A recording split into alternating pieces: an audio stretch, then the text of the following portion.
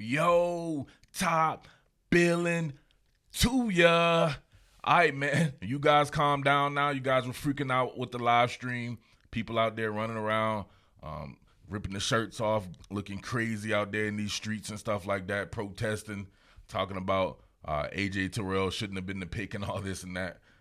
People saying that are definitely prisoners of the moment and only saw the national championship game. And then they didn't even see like the first few reps that AJ Terrell took to where he was being targeted. And he actually did very well in that same specific game against the best receiver in all of college football. But that's neither here nor there, right? This is what you do, right? When you're an NFL general manager, if you want to start thinking like an NFL general manager, you have to think towards your team, right? You have to think in like, what would my team do with my specific scheme, my specific personnel? AJ Terrell's a perfect fit, an absolutely perfect fit if you've watched this man in his entire career and you know what he excels at and you know the type of scheme, the third coverage scheme that the Falcons run. That's his shit right there. He's going to excel in some shit like that. That's what he does, right? That's where he excels the most to me, is working with zone coverage, right? So honing in on a zone coverage corner, especially after maybe CJ Henderson wasn't there, right? So if you can think about trading up for a CJ Henderson, does he fit the scheme like AJ Terrell? Not as physical. AJ Terrell is just as fast, and there you have it. You got to have some physicality there, but to me, C.J. Henderson would have been a pick if he was there, right? If you're going to trade up, you trade up for a premium position like a defensive end like Chase Young. So that being said, if you've targeted and honed in on your guy and he fits your scheme, then is 16 too early for him? Not necessarily, right? There were 3 other corners that ended up going after A.J. Terrell. So if you're saying, hey, wait to the wait to the second round for A.J. Terrell, with 3 other corners ended up coming off the board, chances are you weren't going to get that guy. So better to go ahead and take that guy that fits your scheme then than to wait and he's not there, right? And then you have to just plug somebody else in who may not fit the scheme. So if you're looking to win the Super Bowl as soon as this coming season, you're going to have guys who need to be plug and play. And they've done a lot of stuff at Clemson that will translate to what the Falcons do with A.J. Terrell. But I will have a comprehensive breakdown on that. Don't worry about that. I have it, and I'll show you exactly what translate, what may not translate, what's his weaknesses and all that. I've been seeing this guy, right? I've went to 2 or 3 of his high school games and went to see him play and did film evals on him when he was in high school. So I know this guy's game very well. Covered Clemson as a primary cover. I've seen every game that A.J. Terrell has played. I think it's going to be a match made in heaven, and he'll make people think twice about booing his pick, right? If you did sit there and boo. But let's go ahead and reset the board now, because there are some guys that made it to the second round that makes it a little bit different to me, right? When you're trying to piece something together, if you're talking about value, I'm always thinking about, man, which guy should have been in the first round and he somehow made it to the second round. I think about a guy like DeAndre Swift being available in the second round. If you were going to trade up in the first round, perhaps to go and target Chase Young with the second pick, man, trading up in the second round, if DeAndre is there after a few picks or something like that, the Philly Flyer, you can't do any better than this guy. He deserved to be a top 15 pick. He's that talented, right? You don't see too many weaknesses in his game. I have no clue why this guy slid to the second round. He can pass protect. He played in a pro-style offense. You understand pro-style pass protection, inside-out pass protection, traffic releases on routes and everything of the sort. He has great hands. He could have been a receiver. Obviously, he's extremely explosive. He even tested well, has adequate size for the pros, would work well complementary with a guy like Todd Gurley, right? You can't go into Todd Gurley as your only premium back for a Super Bowl season. That's scary to me. The Los Angeles Rams let this guy go for a reason. So it may be a reason that they had in their mind that they're wrong about, but it was for a reason. He was the superstar of their team.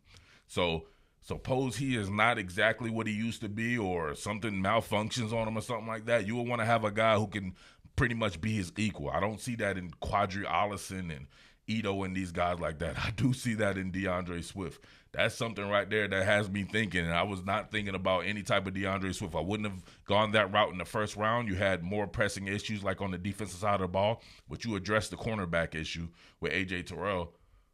Another weapon right there in the super insurance policy and a complimentary piece to Todd Gurley with DeAndre Swift.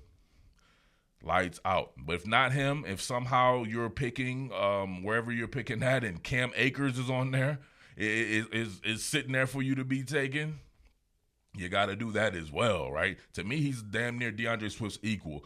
Obviously, we would never know because he chose the wrong school to go to for a running back at the time. Obviously, Florida State is a great school, but just does not have the offensive line talent for a guy like that to succeed. And DeAndre Swift did have that, right? You've seen two of his linemen went in the first round. If we would have saw Cam Akers stick with his original commitment and went to the University of Alabama, he too would have been one of these guys. Maybe he would have been the first pick in the draft going to Kansas City Chiefs like Clyde Edwards-Helaire did. But both of those guys, all three of those guys right there, Edwards-Helaire, Swift, and Akers, have very similar skill sets, very similarly sized. I've seen all three of these guys up close in camps and stuff when they were in high school. Cam Akers and DeAndre Swift were damn near each other's equal. It just depends on the day wherever you would lean with that. So if you could get one of those guys like there and pair him up with Todd Gurley, that would be nasty, right? Moving on past that, I still think you got to address the safety position. Xavier McKinney is still there. He didn't go in the first round. That, to me, should be the first pick of the second round. Somebody would go and get Xavier McKinney. He adds value at three different positions, right? He could be your starting inside cornerback, right? He played inside corner in high school, along with playing safety and everything like that in that particular scheme they had at Roswell. And obviously he could play a strong safety in the NFL, and he could play a free safety. We've seen him play middle field close. We saw a little bit of range from him. It's not his strong suit, but he could do it in a pinch. So he adds value at a myriad of places. And the same thing with Grant Delpit at LSU. Now, I think he adds a lot more value as a middle field close safety. He has a ton of range there. We know he can hit. He didn't have as good a season as we thought he may have, right? If some say he didn't have a good season at all, I think that's a little far-fetched. He had some really good moments this season. But his sophomore season, some of the best film you'll ever see, right? Derwin James level type film. You can add that guy. He's not an inside corner or anything like that, but he is a true safety, and he can play both safety positions in the Falcons' third coverage scheme. Still got to address edge player as well. People out on the edge. People also want a shade or a nose tackle, but I was thinking about it last night. You re-signed Tyler Davison. You got some other guys on the bench there. It's not quite as pressing, but having another rotational edge piece I think is, because you're not necessarily replacing the guys now who are starters, because you did get Dante Fowler. You still have Tack McKinley. But Adrian Claiborne, losing a guy like that, right, a rotational piece, and he could reduce down a little bit, right? But I thought he would always get after the passer very well, and he made some timely plays. So maybe a guy like a Yetur Gross-Matos, I saw him do similar things at Penn State. Nice size kid there. He would hop out on the motorcycle stance, on the two-point stance out there and rush the passer, and they could reduce him all the way down to a damn near a 3 technique, right? He's a big old kid like that. He's got some twitchiness to him. Played in a very good defense, some very good defensive coaching there at Penn State. I would like that. Terrell Lewis at Alabama, right? T-Lou, right? T-Lou is a freaky, twitchy monster type guy.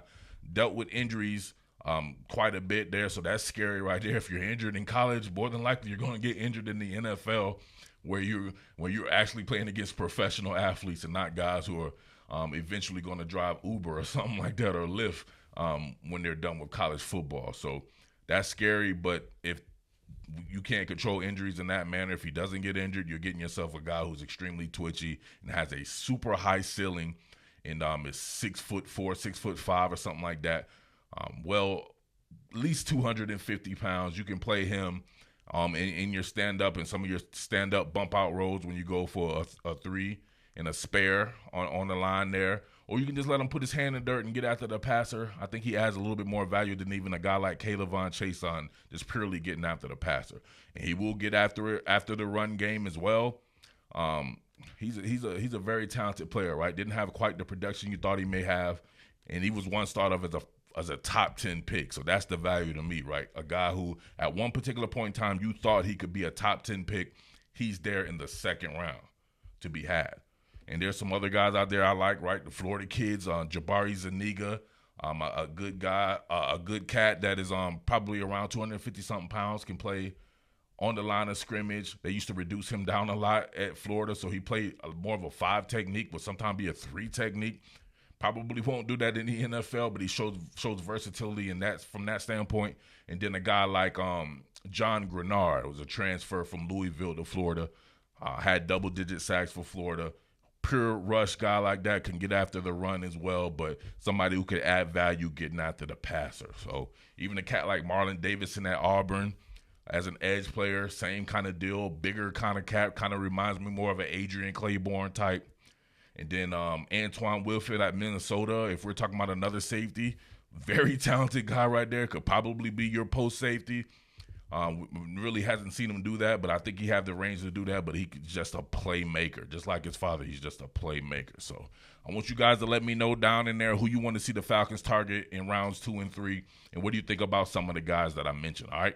Just a quick board reset for you, all right? Peace, man. Have another good draft, rounds 2 and 3. I'm not sure if I'm going to live stream this one, but I'm there in spirit at the very least, all right? Peace. Your boy Murf, the Underground King. What more can I say? Top billing.